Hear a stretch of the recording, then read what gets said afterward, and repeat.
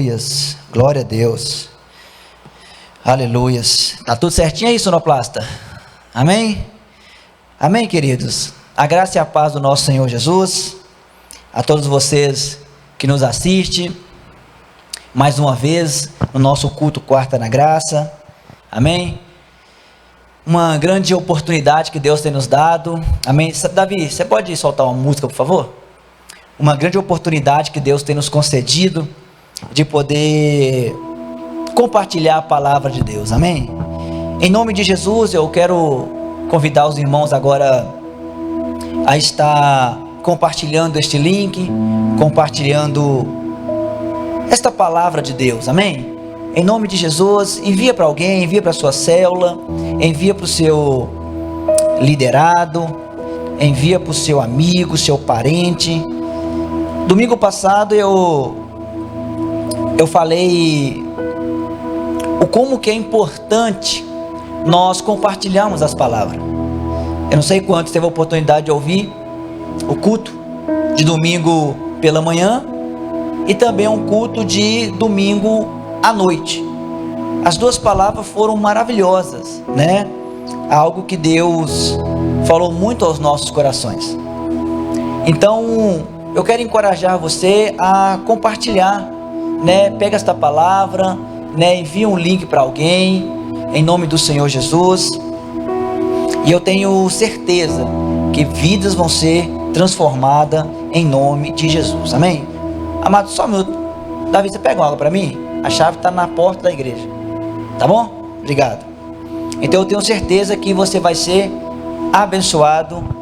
Eu tenho certeza que esta palavra também ela vai abençoar a vida daqueles que você enviar. Como eu disse, por mais que muitos fake news tenham se espalhado na internet, mas esta palavra, ela não é uma fake, ela não é mentirosa, ela não é uma propaganda enganosa, ela é a verdade. E aonde que ela entra, querido, ela tem um poder para transformar, amém? Feche teus olhos, em nome de Jesus. Espírito Santo, nesta noite nós queremos te louvar, Pai. Nós queremos te agradecer, porque sabemos que sem ti, nada nós podemos fazer. Pai, em nome de Jesus, que nesta noite, o Senhor venha abençoar a minha vida, a vida dos meus irmãos. Pai, que nesta noite, aonde a tua palavra alcançar, que ela venha transformar, que ela venha mudar os lares, no nome de Jesus. Meu Deus, em nome de Jesus Cristo, que neste momento o Senhor possa me usar pela tua infinita misericórdia e graça, em nome de Jesus, amém, amém. Irmãos, abra sua Bíblia em Apocalipse capítulo 3, versículo 14 em diante, amém? Apocalipse capítulo 3, versículo 14 em diante.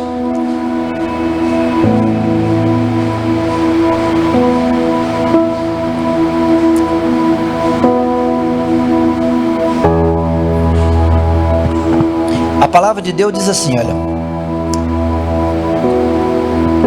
Apocalipse capítulo 3, versículo 14 em diante.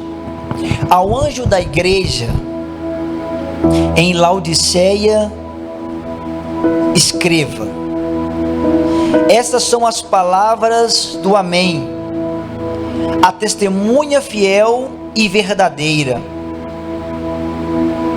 o soberano da criação de Deus. Conheço as suas obras, sei que você não é frio nem quente. Melhor é que seria frio, ou melhor que você fosse frio ou quente. Assim, porque você é morno, não é frio nem quente, eu estou a ponto de vomitá-lo da minha boca. Você diz: estou rico, adquiri riquezas e não preciso de nada. Não reconhece, porém, que é miserável, digno de compaixão, pobre, cego e que está nu. Dou-lhe este conselho: compre de mim ouro refinado no fogo, e você se tornará rico. Compre roupas brancas e vista-se para cobrir a sua vergonha, nudez. E compre colírio para ungir os seus olhos e poder enxergar. Repreendo e disciplino aqueles que amo. Por isso seja diligente e arrependa-se. Eis que estou à porta e bato. Se alguém ouvir a minha voz e abrir a porta, entrarei e cearei com ele e ele comigo. Ao vencedor darei o direito de sentar comigo em meu trono, assim como eu venci e sentei com meu Pai em seu trono. Aquele que tem ouvidos, ouça o que o Espírito diz às igrejas. Amém? Amados, esta semana eu meditei, na verdade, no livro de Daniel. É um texto que eu preparei, que o Senhor foi me trazendo alguns entendimentos, aonde que se fala sobre decretos. Mas lendo a palavra de Deus, o Senhor me trouxe novamente a ler sobre a igreja de Laodiceia, que está escrito no livro de Apocalipse.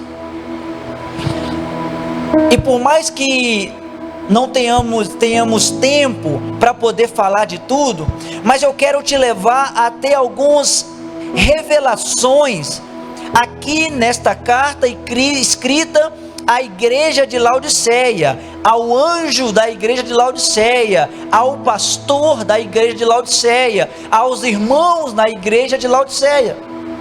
Eu quero nesses poucos minutos trazer a você esse entendimento que o Senhor me fez entender, e que é um entendimento maravilhoso para os dias que nós estamos vivendo.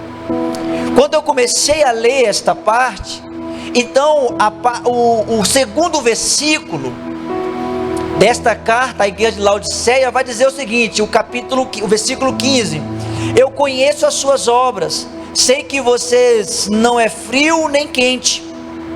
Melhor é que você fosse frio ou quente.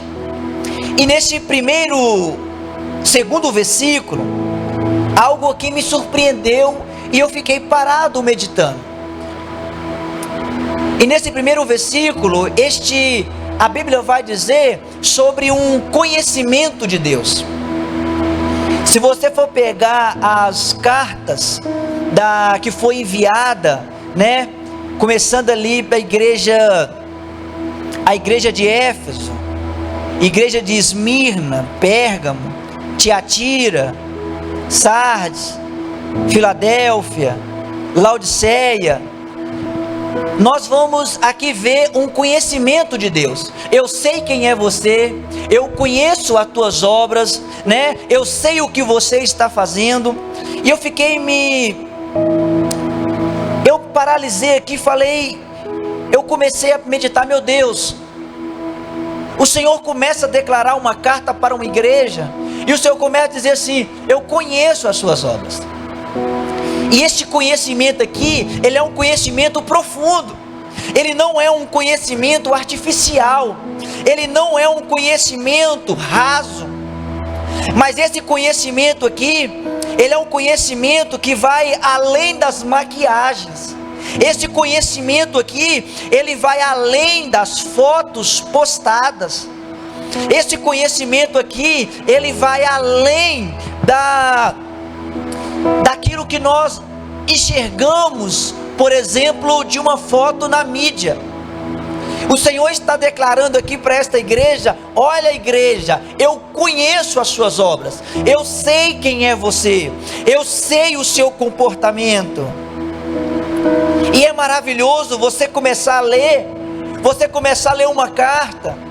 É uma carta que está exortando, sim, mas no final dessa carta o Senhor está dizendo: eu exorto apenas aqueles que eu amo. Então é maravilhoso você ler uma carta exortativa de Deus, porque é uma declaração de amor. Porque Ele está dizendo: eu exorto quem eu amo. E se o Senhor está me exortando, então é uma carta que está declarando que o Senhor me ama.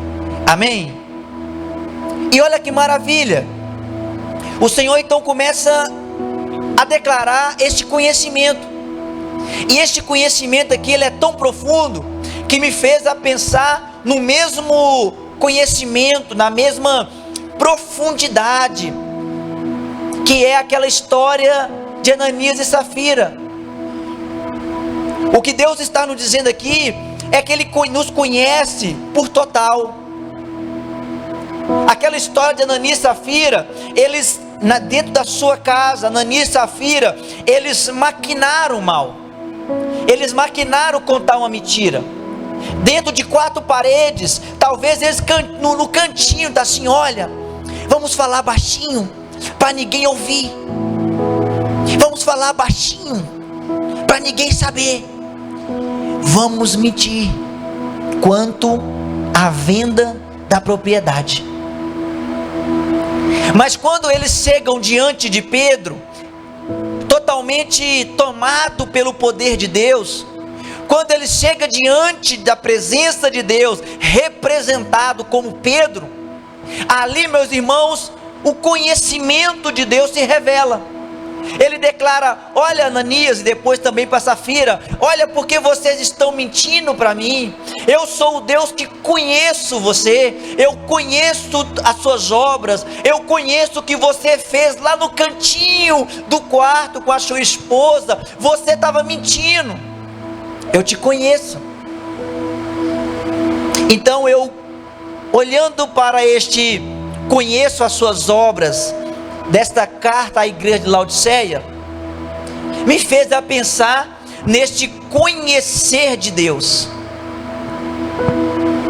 E é maravilhoso saber o quanto que Deus nos conhece por inteiro, por completo, e que de Deus nada pode ficar oculto.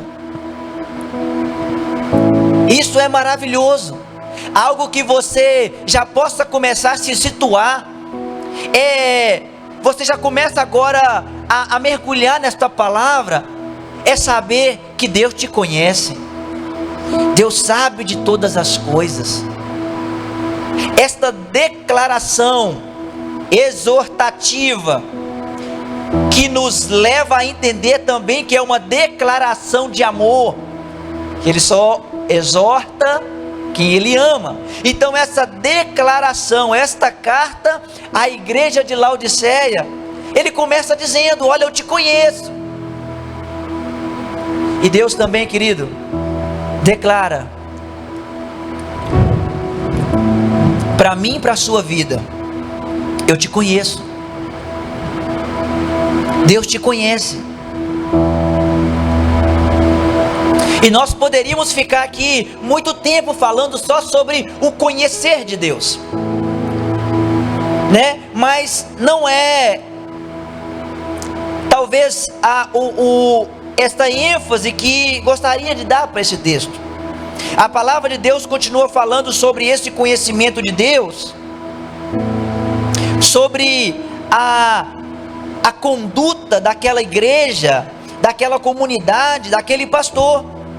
E a palavra de Deus continua declarando o seguinte: eu sei que não é quente e não é frio.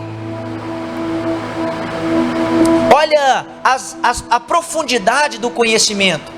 Eu sei que não é quente e não é frio. Ou seja, eu sei que você não tem essa conduta. Eu sei que você não tem essa postura. Eu te conheço. E o Senhor continua dizendo: eu sei que não é quente e nem frio, mas você é morno. E por mais que nós façamos comparações entre quente e frio, e as comparações sejam com um crente quente e um crente frio, por mais que façamos essas comparações, e elas não estaria, errado, Mas a analogia desse texto está situada em Laodiceia. E lá na cidade de Laodiceia não tinha abastecimento de água própria. A água precisava ser canalizada de duas fontes. Uma das frias montanhosas de Colosso, outras das terapêuticas fontes de água quente de Herápolis.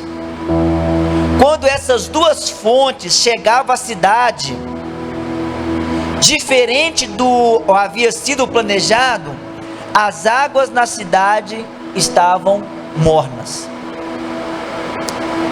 Então, olha o que o Senhor está fazendo esta comparação. Ele está dizendo assim, só tirar as mãos.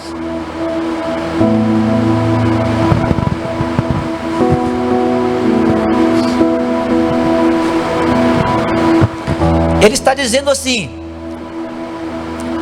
eu sei que você não é quente, e também sei que você não é frio. E esse ser quente e este ser frio está ligado a uma conduta que Deus ia preferir. Por quê?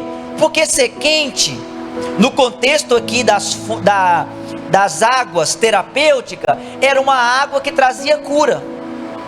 E no contexto de ser frio, era uma água que saciava a sede. Então o Senhor está dizendo o seguinte: olha, Laodiceia, olha, meu pastor, olha, meu filho, olha, minha igreja, eu sei que você não está transmitindo esta cura. Eu também sei que você não está não está saciando a sede, né? Você não está sendo água que sacia a sede. Você também não está sendo a cura para os feridos. Eu preferia que você fosse frio ou que você fosse quente.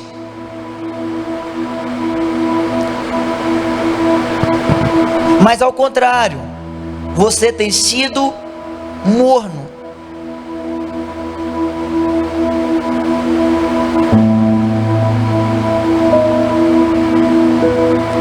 O Senhor revela aqui o conhecimento que ele tinha pelaquela igreja, pelaquele pastor, o conhecimento que ele tem por nós. O Senhor declara: olha, meu filho, eu sei o quanto você está fingindo, eu sei o quanto você está mentindo, eu sei o quanto você está maquiando, eu sei das coisas. As pessoas olham para você e vê você como uma aparência espiritual, mas na verdade você é uma pessoa morna. E esta carta de declaração, é uma declaração de conserto. É uma declaração, é uma carta de amor, falando: olha, lembra que eu te conheço no profundo. E algo que você, e algo que eu, e algo que nós precisamos fazer é mudar.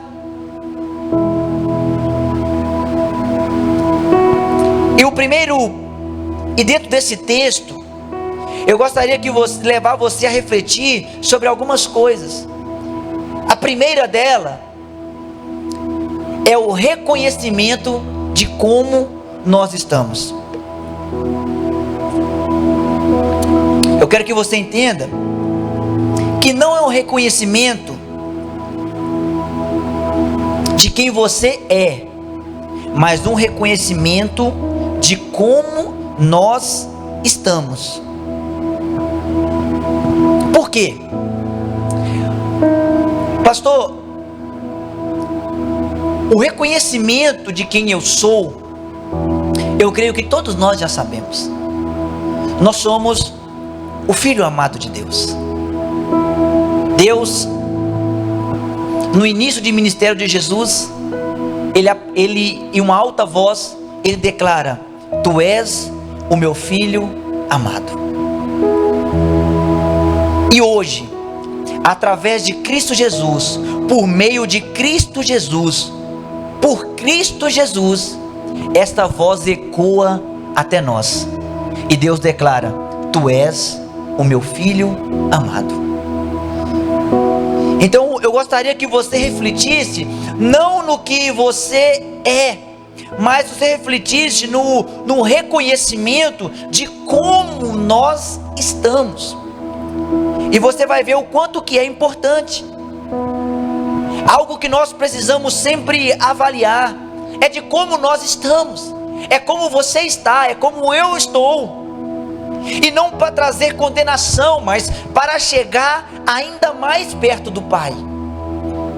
Porque essa declaração de amor para a igreja de Laodiceia é uma declaração de falar: olha como vocês estão. Olha, vocês precisam reconhecer como vocês estão, porque eu conheço vocês.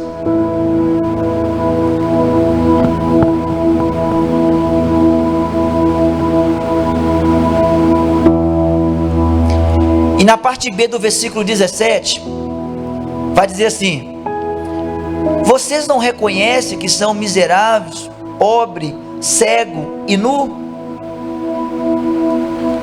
Deus está dizendo o seguinte: vocês não estão reconhecendo como vocês estão?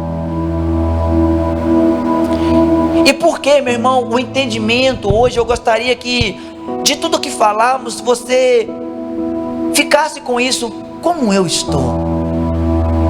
Por quê?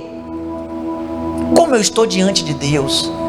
Como está a minha vida? Como está a minha paixão? Como está a minha fome? Como está a minha sede? Como está meu desejo por Deus? Como está a minha busca? Como está a minha oração? Por quê? Porque toda transformação, ela parte do reconhecimento de como você está. Eu me lembro, meu sogro falou sobre uma frase que parece que é muito usada no AA, de Alcoólicos Anônimos, que a primeira coisa que eles precisam que você entenda é que de fato aquela pessoa é uma alcoólatra. Uma das frases é: eu sou um alcoólatra. E esse reconhecimento não é um reconhecimento condenatório, ou um reconhecimento que vai condenar a pessoa, mas é um reconhecimento de como ela está, para que ela possa visualizar como ela vai estar depois da transformação. Por isso que o entendimento de saber como nós estamos, fazermos esse análise é muito importante. Eu preciso analisar. Primeiro, eu sei quem eu sou. Eu sou o filho amado de Deus. Eu sei que Deus me ama. Eu sei que é o filho dele, Cristo Jesus, morreu na cruz por mim, e hoje já não há mais condenação. Glória a Deus. Mas como eu estou?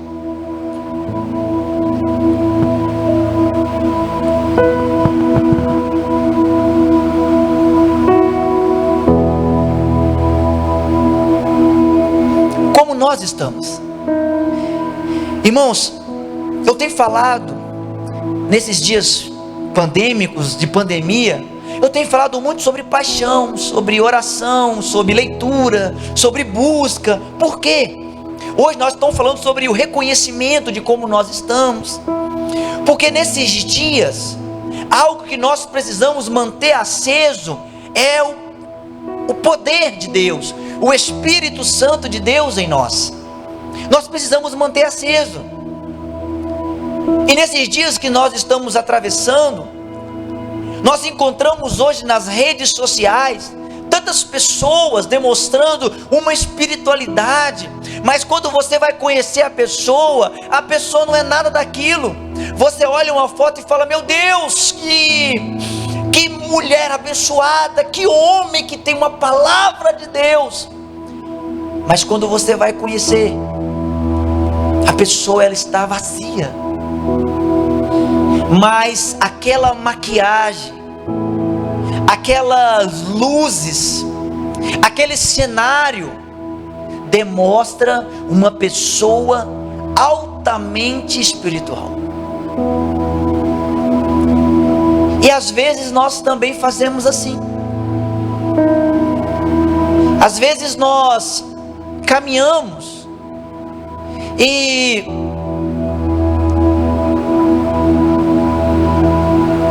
estamos caminhando de uma forma, podemos colocar, de uma forma ilusória, ou de uma forma artificial. Mas Deus aqui, Ele começa dizendo: eu conheço você.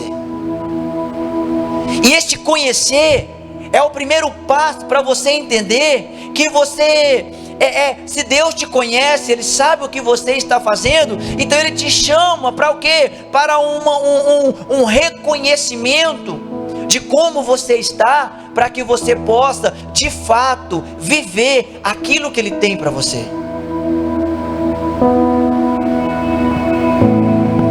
Isso aqui me impressionou. Eu não vou falar sobre ser frio, porque aqui no contexto dessa água, a água fria era boa para beber, a água quente era boa para curar, mas a água morna foi o texto que Deus repreendeu.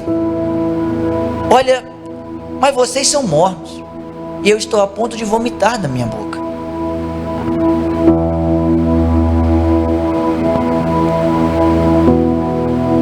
E quantas pessoas hoje não têm vivido uma vida de aparência?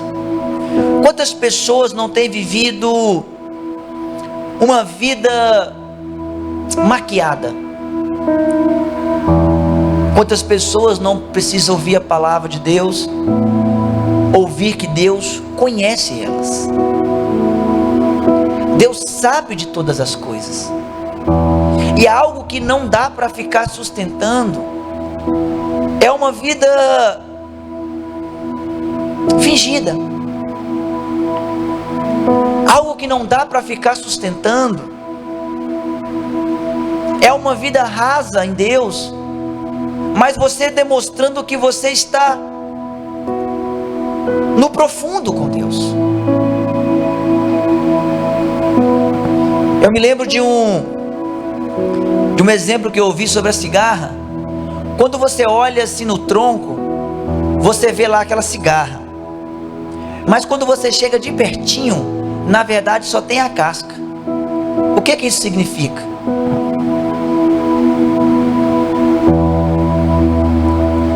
Muitos estão assim, de longe até mantém uma aparência, mas quando você chega de perto, é só casca.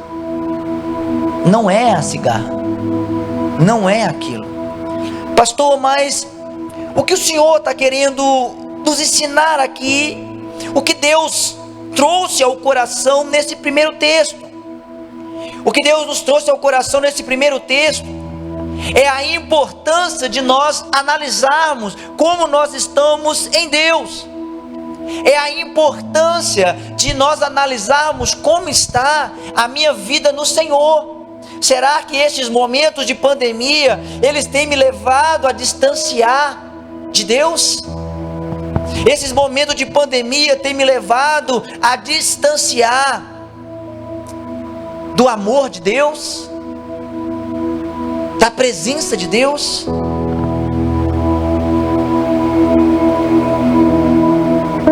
A segunda coisa que aprendemos nesse texto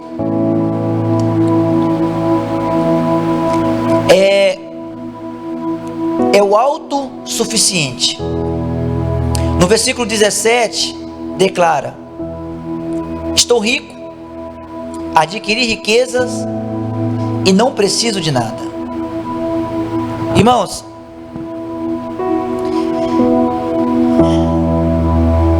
outra coisa que Deus trouxe aqui nessa carta, além de uma vida maquiada que a igreja de Laodiceia ela vivia ali de aparência fria ou de aparência quente, mas na verdade era morna.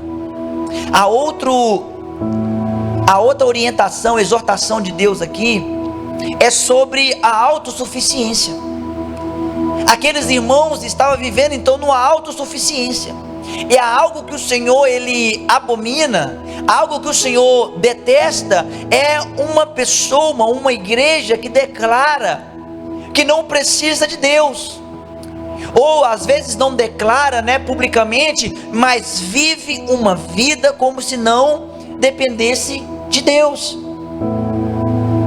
O maior problema com a riqueza é que ela te leva a ter esse coração de autossuficiente.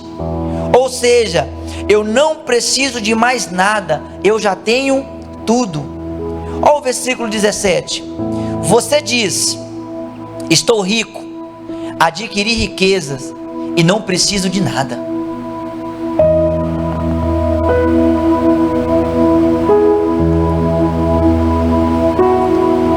A segunda coisa que o Senhor aqui exorta, primeiro, reconhecimento de como você está. Pastor, quando eu reconheço, o que acontece? Quando você reconhece, você começa a ser transformado. Pastor, eu reconheço que eu estou fraco na oração. Eu reconheço que a pandemia me levou a orar menos. A pandemia me levou a ler menos. A pandemia me levou a buscar menos. A pandemia me levou a estar menos apaixonado por Deus. Reconhecimento de como você está. A partir daí começa a transformação. Por isso que o Senhor fala o seguinte: eu conheço as tuas obras.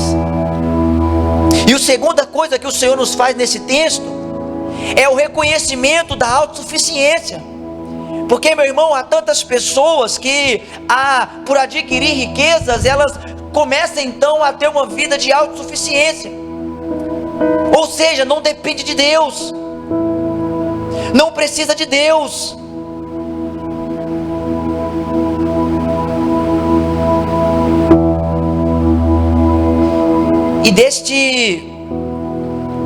E de várias lições que nós podemos tirar desta pandemia, porque tem nos ensinado muito. Uma dessas lições foi o quanto nós precisamos de Deus, o quanto que você precisa de Deus. Infelizmente, algumas pessoas só aprendem essa lição preciosa em meio às dores, como nós estamos vivendo. Infelizmente, algumas pessoas só vão aprender isso em meio às dores, e isso está na Bíblia. Se você for ler o livro de Juízes, o povo se rebelava contra Deus. Aí quando vinha um rei mau, o povo clamava: ó Deus, e Deus levantava um rei bom. Então, infelizmente, tem pessoas que só aprendem esta dependência de Deus em meio às dores. Por isso que a Bíblia ela chega a dizer que é melhor estar numa casa de luto do que numa casa de festa. Porque diversas lições que podemos extrair desse texto, uma delas é o entendimento de o quanto eu preciso de Deus, o quanto as nossas vidas é frágil.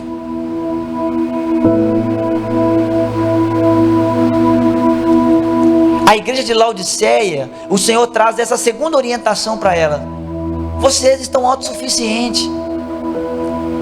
Minha igreja, algo que eu amo, é uma igreja que depende de mim. É um ser humano, é um filho, é uma nação que depende de mim. Lá em Deuteronômio, o Senhor vai dizer o seguinte: não diga em teu coração que as suas forças juntou para si riquezas, mas reconheça que é o Deus que te deu. Porque o Senhor ama quando uma nação depende dele. Nós dependemos de Deus. Nós precisamos de Deus. Mas o Senhor fala assim: olha, Laodiceia, vocês estão dizendo que não precisa mais de nada. Vocês estão dizendo que agora que vocês têm riqueza e conquistou as coisas, mais nada vocês precisam.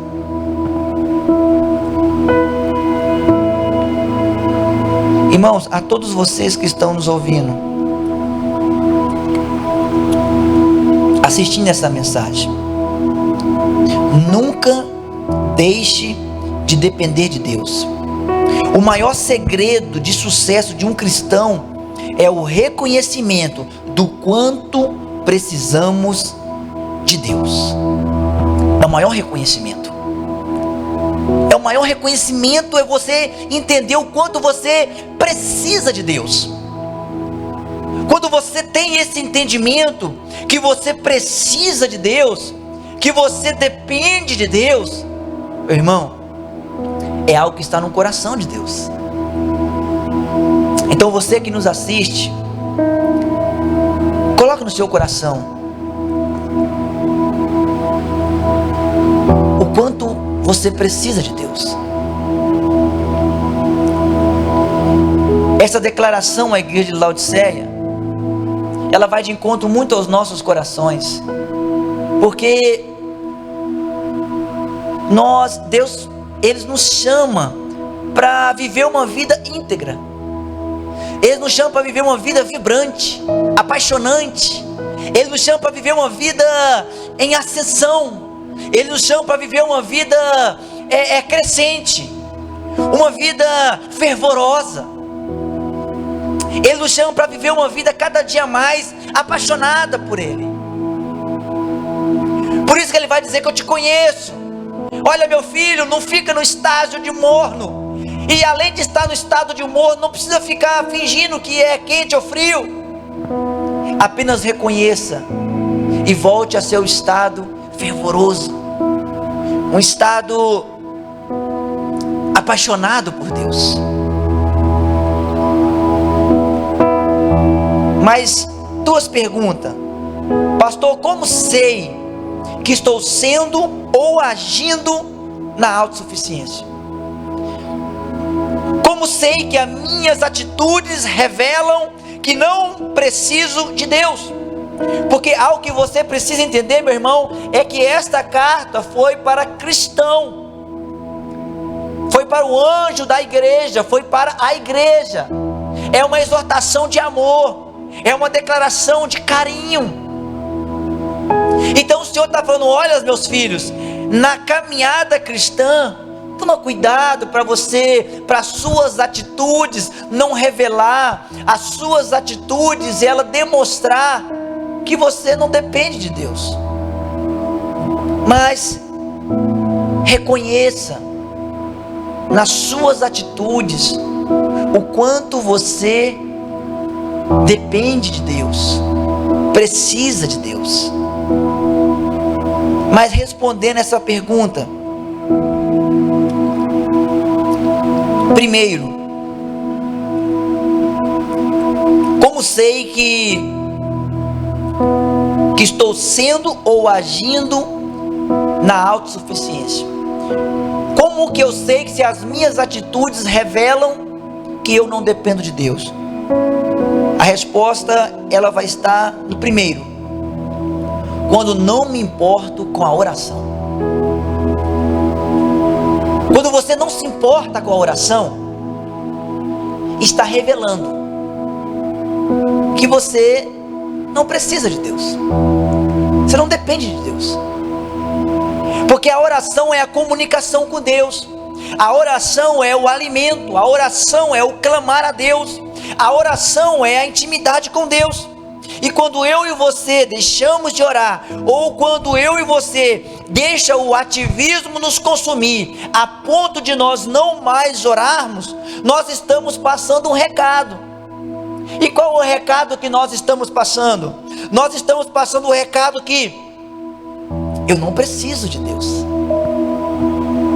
Quando você deixa de orar, quando você não quer mais orar, quando você escolhe não orar, é um recado, é um alerta para a sua vida. Deixa eu te dar um exemplo.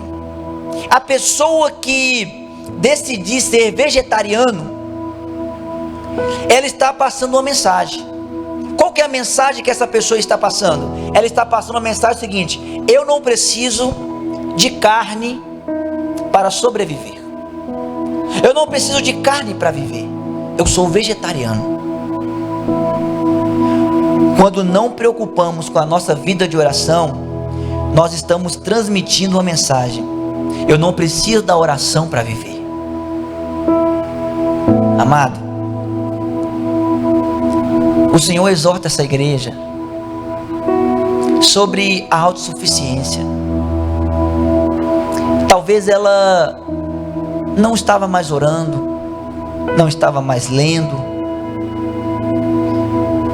E algo que eu estou trazendo aqui como orientação: nesses tempos de pandemia, não deixe, querido, a sua vida de oração se apagar.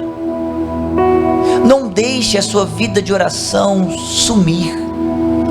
Não deixe de buscar o Senhor no seu quarto.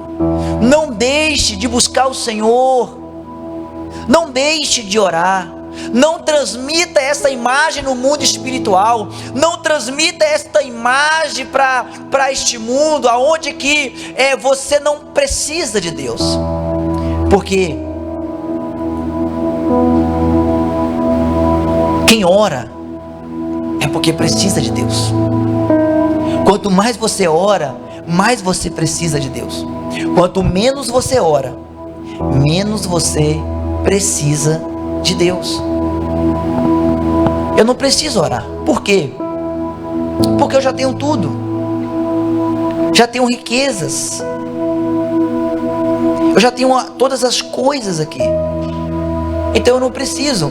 Eu me lembro, já contei aqui para os irmãos, uma mulher que chegou para minha mãe e falou o seguinte: Lena, queria que você não falasse mais de Deus para o meu filho. Lena, porque Deus, Ele, para vocês que é pobre, é bom vocês acreditar em algo. Por quê? Porque vocês não vão ter condição de alcançar nada. Uma riqueza, alcançar uma casa de luxo, um carro de luxo. Seus filhos não vão poder estudar em grandes escolas. Então, sendo assim, vocês se apegam a um Deus, a um símbolo. Mas Lena, não fala de Deus não, o meu filho não, porque nós não precisamos. Minha mãe estava falando, se não me falha a memória, ela estava falando de Deus para esse menino, porque esse menino estava com indícios de estar entrando para o mundo das drogas. Por ela ter conhecimento, desta área, então ela teve essa percepção e começou a falar de Deus. E essa mulher não quis. Quando passou um tempo, esta moça descobre então que o seu filho está nas drogas. Ela então procura a minha mãe e fala: Lena, ore pelo meu filho, fale de Deus para o meu filho. Irmãos, o ser humano, ele não foi criado para autossuficiência. Ele foi criado para a dependência total de Deus. Por isso que quando se você está me assistindo, se pastor, tem um tempo que eu não oro, meu irmão, você está declarando no mundo espiritual que você não está precisando de Deus. Pastor, mas não estou orando porque eu estou sem força. Mas quanto mais você orar, mais você vai declarar que você precisa dele. A segunda coisa que se você estiver fazendo, você está então revelando que você não precisa de Deus. A segunda coisa, lê a palavra de Deus. Quando nós não lemos a palavra de Deus, ou ouvimos, para aqueles que não sabe ler ou não pode ler devido a um problema visual, quando você não lê a palavra de Deus, você está declarando ao mundo que você também não precisa de Deus, porque a palavra de Deus, ela é a arma, porque a arma do cristão é a palavra de Deus. Então, quando você não lê a palavra de Deus, ou seja, você está desarmado. Então, o que você está transmitindo? Você está transmitindo assim: olha, para esta batalha, eu não preciso desta arma. Eu não preciso desta arma para combater. Eu não preciso da palavra de Deus, porque a palavra de Deus, ela é a arma do cristão. Jesus, quando ele foi tentado, o que ele usou? Ele usou a palavra de Deus. Ele usou a palavra de Deus. Por isso que quando nós deixamos de ler, e é outra orientação dessa carta de amor de Deus para nós, é o que? Meu filho, não deixe de ler. Tire tempo. Não deixe a televisão te atrapalhar, a mídia te atrapalhar, mas vai ler a palavra de Deus. Quando você lê a palavra de Deus, você está amolando a sua espada. Eu não sei quantos aqui, eu imagino que todos já teve a experiência de poder cortar uma carne com a faca cega.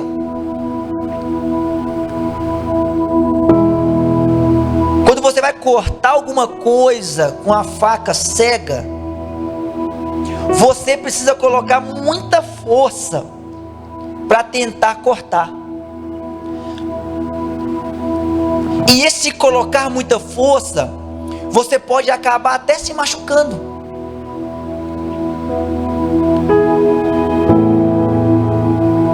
E assim é a igreja, o líder, o pastor, o irmão que não medita na palavra de Deus, não estuda a palavra de Deus. Ele vive colocando uma força para realizar a obra de Deus. Ele vive colocando força, por quê? Porque ele não tem amolado a sua espada. Ou seja, quando você não dedica tempo para a leitura, para a palavra de Deus, você está declarando o seguinte: Deus, nesta batalha eu não preciso desta arma, eu me garanto com as minhas armas.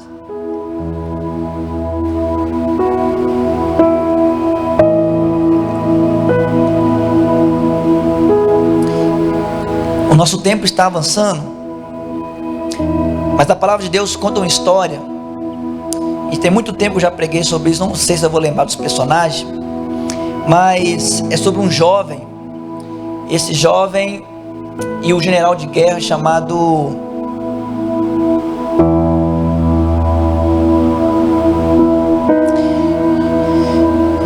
não vou me lembrar os personagens, mas é um jovem Azael.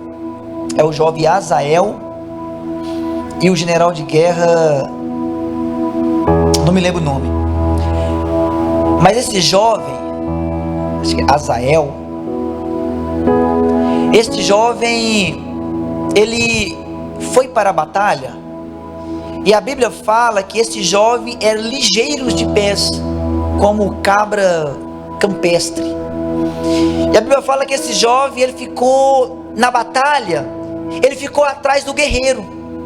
Esse guerreiro que me fugiu o nome agora, da época ali de Davi, não me lembro o nome dele, mas ele fica atrás desse guerreiro. E este guerreiro olha para trás e fala assim: és tu, Azael?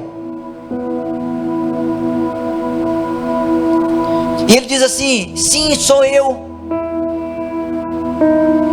E ele fala assim: olha, pegue uma dessas armas, lute com um homem desse, tome a arma deles e vai para frente de batalha. Mas ele fala assim: não, aqui atrás tá bom. Enquanto o homem ia guerreando, aquele jovem vinha atrás. O homem ia desbravando o exército e o jovem ia atrás.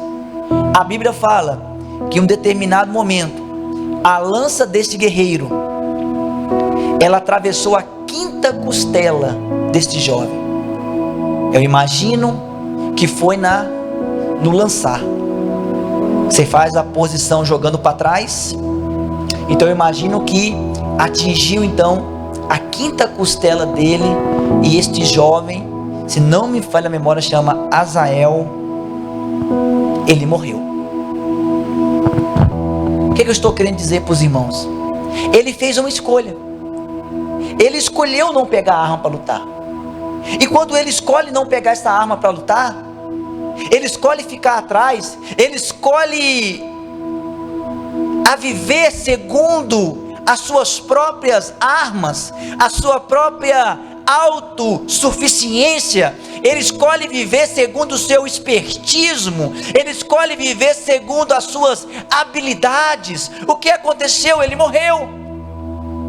Quando o cristão escolhe viver sem a leitura da palavra, ele morre, porque ele vai despreparado para esta batalha. Ele vai despreparado para esta batalha no mundo espiritual, porque a batalha no homem não é contra o irmão, não é contra a carne ou contra sangue, mas contra os principados, e principados, demônios. O diabo só é vencido com a palavra de Deus. Se tu és filho de Deus, transforme essas pedras em pães. Nem só de pão viverá o homem, mas de toda palavra que procede da boca de Deus. A palavra de Deus é que vence. Então quando você escolhe não viver, não ler, não meditar, não mergulhar, quando você escolhe viver de frase de Facebook, quando você escolhe viver de frase de internet, você está com a sua espada cega. Em algum momento você vai precisar usá-la. E nessa carta de amor, o Senhor declara essa segunda coisa: filhos, não seja autossuficiente, dependa de mim. Sempre reconheça o estado que você está. Reconheça hoje que você não está com uma oração à flor da pele. A sua oração tem sido mais, digamos assim, mais para nunca do que para a realidade. O seu tempo de leitura tem sido só frase de Facebook. O seu tempo de leitura tem sido só essas coisinhas. Quando você reconhece, como Deus diz: eu conheço as tuas obras, sei que não é frio nem quente, mas é morno, eu te conheço. Por quê? E Deus diz assim: olha, não reconhece porém que é miserável, digno de compaixão? Ou seja, Deus está nos chamando a um reconhecimento de como nós estamos para uma mudança, para uma transformação. Não é para uma condenação, porque é uma carta de amor. Ele vai dizer aqui lá na última seguinte: olha, eu repreendo e disciplino quem eu amo. Versículo 19, não é uma condenação, pastor, eu não estou, não é uma condenação, é uma carta de amor.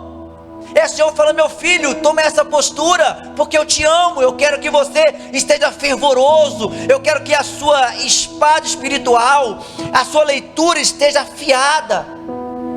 É o Senhor Jesus nos chamando para essa realidade. E tem algumas coisas que eu gostaria de falar nesse texto, mas que eu não vou dar continuidade. Se assim Deus permitir, eu gostaria de concluir esse texto no próximo culto. Eu gostaria de falar sobre a transformação de Deus em nós. Nós falamos aqui da carta, chegamos aqui até o versículo 17, 18, mas depois o Senhor nos chama para uma transformação. Ele agora nos chama, ele fala: conheça as tuas obras, sei que você está assim, olha, sei que você está daquele jeito, mas agora o Senhor nos chama para uma transformação. E eu gostaria de falar sobre essa transformação. A outra coisa nesse texto que nós tiramos são 4 atitudes descritas nesse texto. 4 atitudes transformadoras. 2 delas, atitudes de Deus. E 2 delas, atitudes nossa. E eu gostaria de falar sobre esses tópicos ainda, para nós finalizarmos esse texto. Mas eu gostaria de finalizar por aqui, e que você entenda apenas esses 2 ensinamentos. Primeiro, reconheça em Deus que você no momento não está bem de oração. Talvez você não esteja bem na leitura, você não está, tão bem. Reconheça em Deus. E esse reconhecimento vai trazer transformação. Não reconheça para se condenar. Não. Não é reconhecimento para condenar. Se reconheça para transformar. Reconhecimento para condenar é quando o diabo traz um reconhecimento de que você é isso, isso e isso. Isso é um reconhecimento de condenação. Mas o reconhecimento de Deus é reconhecimento para transformar. Porque se você não reconhecer, não há transformação. Como que nós transformamos? Quando eu reconheci que Cristo Jesus é o meu único e suficiente Salvador. Este reconhecimento, banhado da graça de Cristo Jesus, me transformou. Então, reconheça de como você está. Pastor, eu não estou bem realmente de oração. Pastor, eu estou falando assim, as minhas atitudes demonstram uma autossuficiência. Amém? Comece agora então a demonstrar a total dependência. Comece a leitura, comece a oração, a busca, que eu tenho certeza que a sua vida vai ser transformada. Não deixe, querido, esses períodos de isolamento te esfriar, mas faça esses períodos frios se aquecer com o poder da sua oração. Amém? Eu gostaria de orar para os irmãos. Aleluias. Vou pegar os pedidos de oração aqui.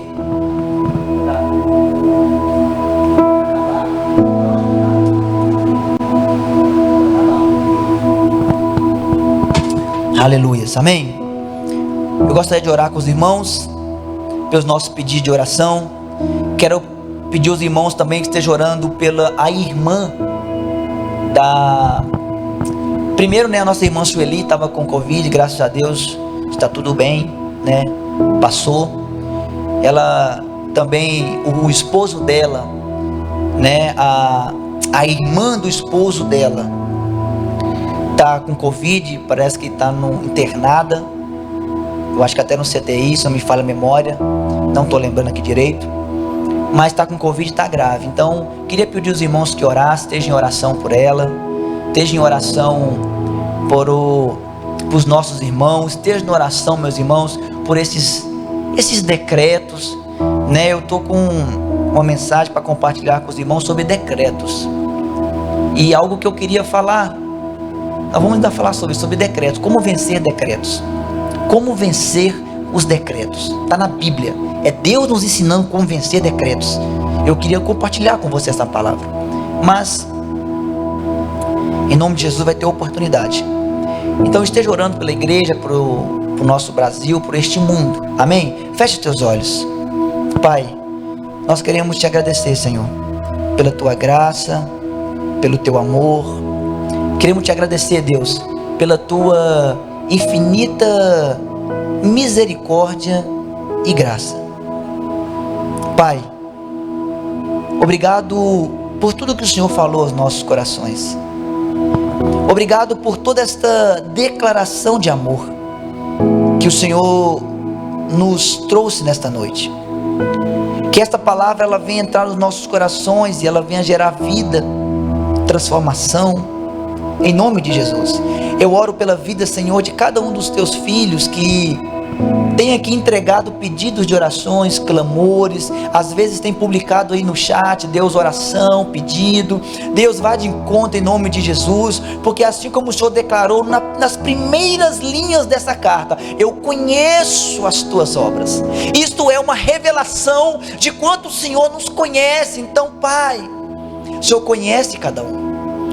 Abençoa os teus filhos. Ao nosso pastor Bruno, que tem atravessado esses dias desta enfermidade, a nossa oração é para que o Senhor cure o teu servo, restaure as forças dele, em nome do Senhor Jesus, Pai. Sustenta esta família, em nome de Jesus.